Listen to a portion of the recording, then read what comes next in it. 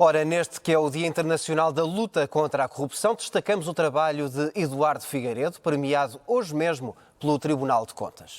Em uma abordagem da corrupção à luz dos direitos humanos, o autor levanta a hipótese de os crimes de corrupção serem combatidos como crimes contra a humanidade.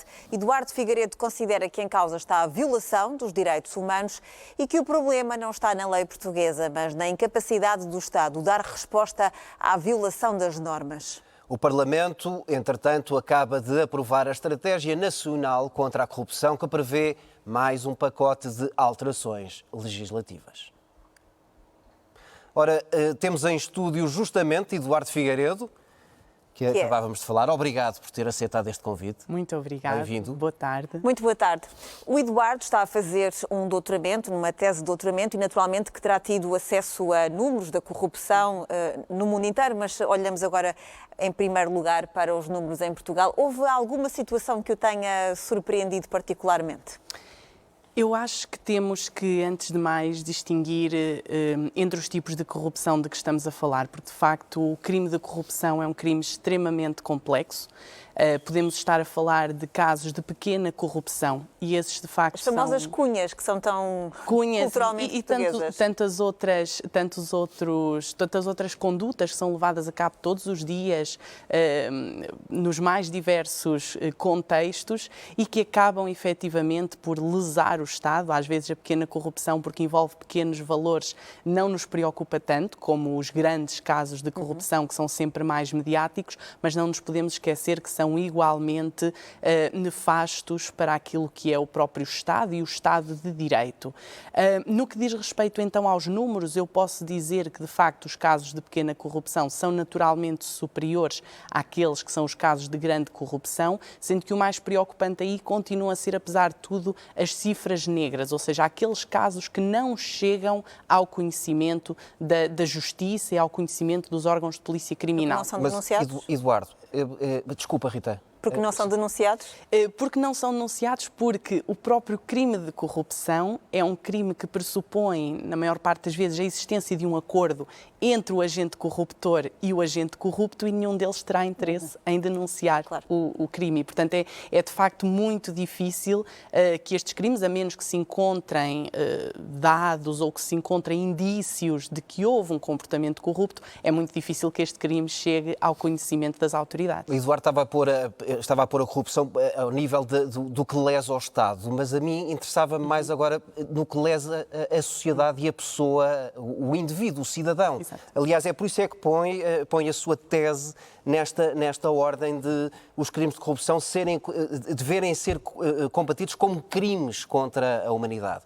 Pode elaborar um bocadinho isto? É porque a mim faz-me todo sentido, porque o crime da corrupção causa enormes injustiças sociais. Claro que sim. Ou seja, o meu trabalho, no fundo, ele partiu da ideia de que a nossa abordagem atualmente, no que diz respeito à corrupção, é uma abordagem essencialmente criminológica. Ou seja, é uma abordagem baseada no ato de corrupção e no próprio agente corrupto. Esta abordagem da corrupção à luz dos direitos humanos, que no fundo procura tornar evidente a maneira como a corrupção lesa os direitos fundamentais da pessoa humana, procura justamente colocar, digamos, o centro de gravidade desta discussão na figura da vítima. Porque é preciso percebermos, e há dados sobre isto, que Estados onde os níveis de corrupção são mais elevados são também aqueles Estados onde o número de violações de direitos humanos é mais elevado, e aqui de forma particularmente gravosa no que diz respeito aos grupos mais vulneráveis, porque são de facto as pessoas mais vulneráveis que continuam a sofrer de forma mais crua os efeitos da corrupção, mas também é preciso perceber que mesmo num plano, digamos, micro, ou seja, olhando para cada caso de forma muito concreta, podemos concluir que a corrupção pode violar de forma direta os direitos. Por exemplo, se eventualmente se subornar um juiz no âmbito de um determinado processo, isso vai lesar o direito da outra parte de ter, portanto, um direito a um processo justo e equitativo, imparcial. E, portanto, há aqui uma violação de direitos humanos e é a partir da constatação desta violação, não só que nós podemos digamos, de alguma forma consciencializar as pessoas sobre a gravidade do fenómeno da corrupção, pedindo-lhes que sejam, de facto, agentes ativos na prevenção e no combate a este fenómeno, mas mesmo do ponto de vista jurídico, podemos também tentar desenvolver novas respostas. E uma daquelas que proponho no âmbito do meu trabalho é de que, em casos gravosos, portanto, e em última linha, se possa condenar o Estado português ou qualquer outro Estado, por violações de direitos humanos que tenham ocorrido derivados de atos de corrupção.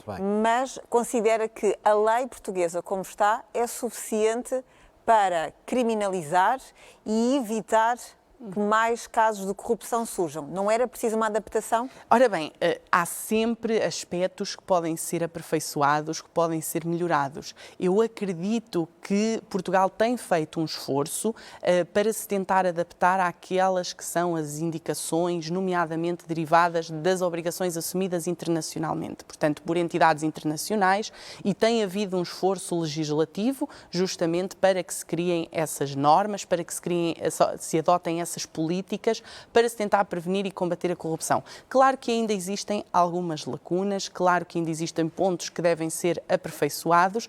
Agora, eu creio que a grande dificuldade na gestão, portanto, do fenómeno da corrupção em Portugal passa, nos casos de pequena corrupção, por essa dificuldade em chegar aos casos devido... Os meios, as pessoas exatamente, e os meios. No caso nos grandes casos de corrupção, eu acho que aí o problema é essencialmente, de facto, de termos mega processos que são ingeríveis a todos os níveis e isso acaba por prejudicar a própria maneira como o Estado dá resposta a estes Mas, grandes Eduardo, processos. também há uma cultura de falta de transparência, de opacidade, nós não conhecemos dados, as coisas são pouco escrutinadas no país.